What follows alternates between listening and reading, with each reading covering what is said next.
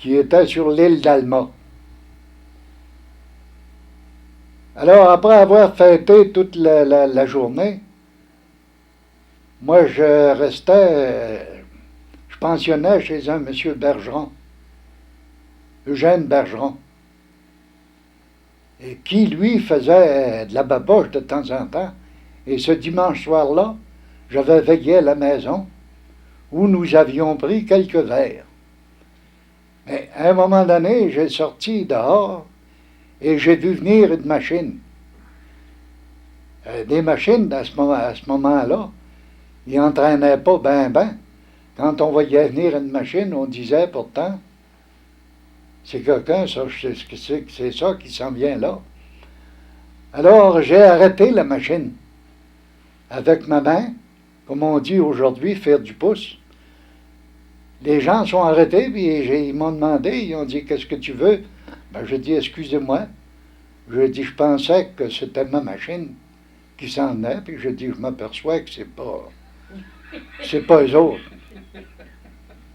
Il y a un gars qui était dans le fond de la machine, il me dit, c'est tout ce que tu veux, ça? Je dis oui. Ben, il dit, si tu veux d'autres choses, on peut te donner d'autres choses. Ben, je dis, si tu as quelque chose qui a du bon sens à offrir, tu peux venir, peut-être bien. Si tu as quelque chose qui a du bon sens. Alors, le propriétaire de la maison, M. Bergeron, est sorti, mais il dit, qu'est-ce qu'il y a là? Qu'est-ce qu'il y a là, donc? Il dit, vous avez été passé l'après-midi sur l'île d'Alma, vous êtes malade de boisson, là, vous autres. Rentrez donc, on va vous payer à traite. Ça va vous faire du bien, là, vous n'avez plus de boisson, rentrez donc, on va vous payer à traite. Alors, les gens sont tous rentrés dans la maison. Puis, Jeanne Bergeron a été chercher un tébard, plein de verre, puis plein de bière. Et puis, il passe parmi la foule. Moi, j'étais resté sur la galerie avec mon copain qui m'agaçait tout le temps. Alors, Eugène Bergeron vient me trouver, puis il me dit, qu'est-ce qu'il y a qui ne va pas, donc? Ben, j'ai dit, c'est ce monsieur-là, là. J'ai dit, il y aurait quelque chose à m'offrir, puis j'ai dit, il ne sort pas, qu'il veut m'offrir. Ben, il dit, ouais, ça marche pas. Il dit, allez-vous-en toutes. Il rouvre la porte, puis il sort dehors. Alors, ces gens-là sont partis aussi à jeun qu'ils étaient.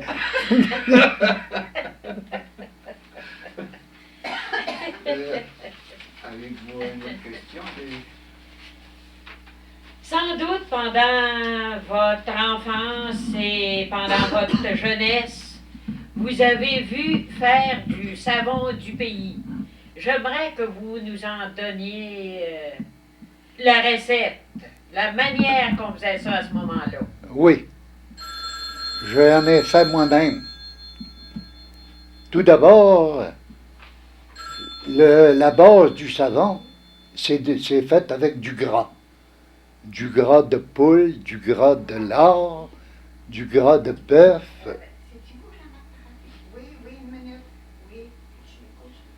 Tous les gras que la femme n'usait pas dans la maison.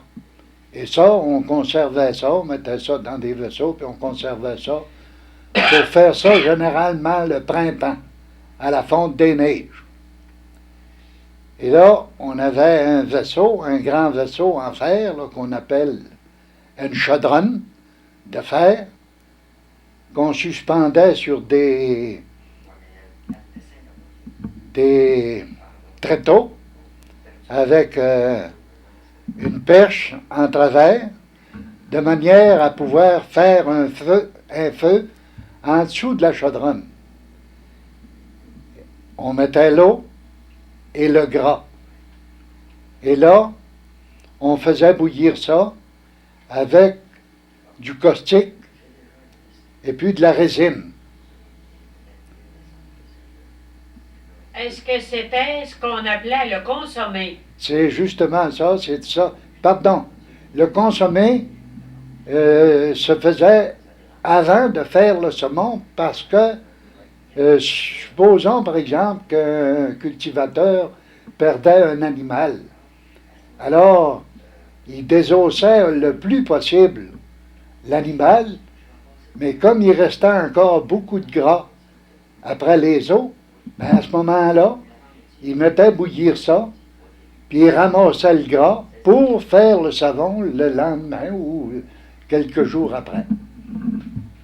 Et en revenant au savon, après une certaine remarque qui consistait à la cuisson du gras, qui consistait à ce que ça dégoûte presque comme une femme quand on fait de la tire, puis que la tire dégoûte par goutte seulement, c'était le temps d'arrêter la cuisson.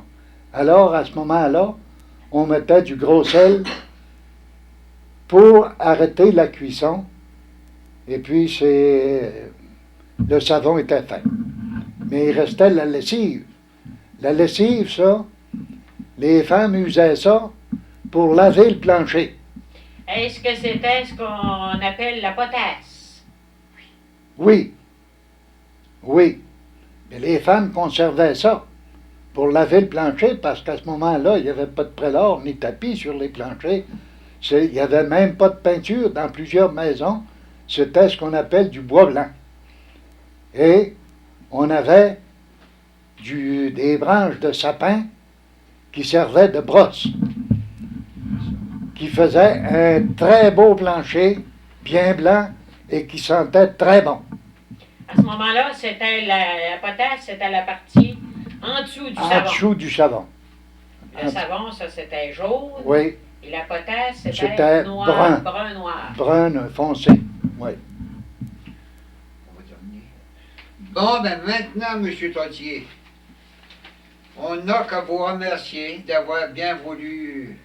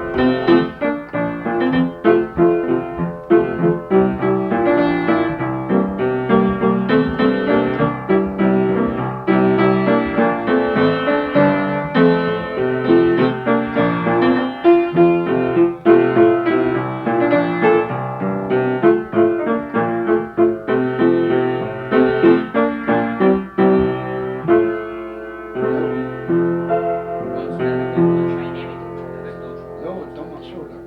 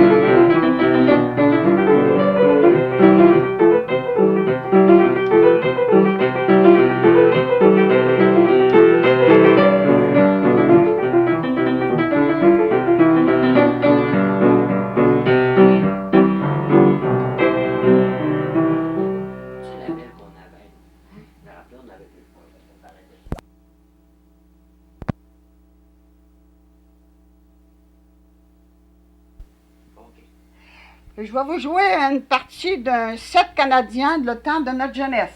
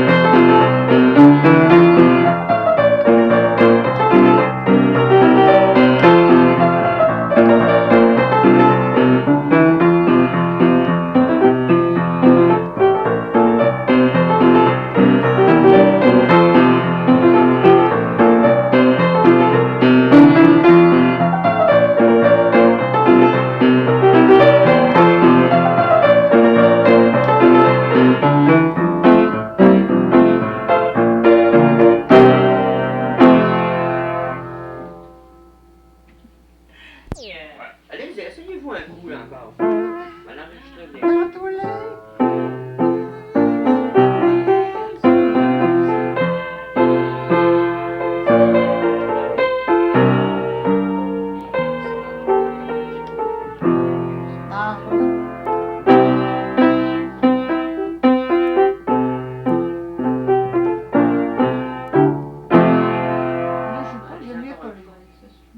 Ça va être clair.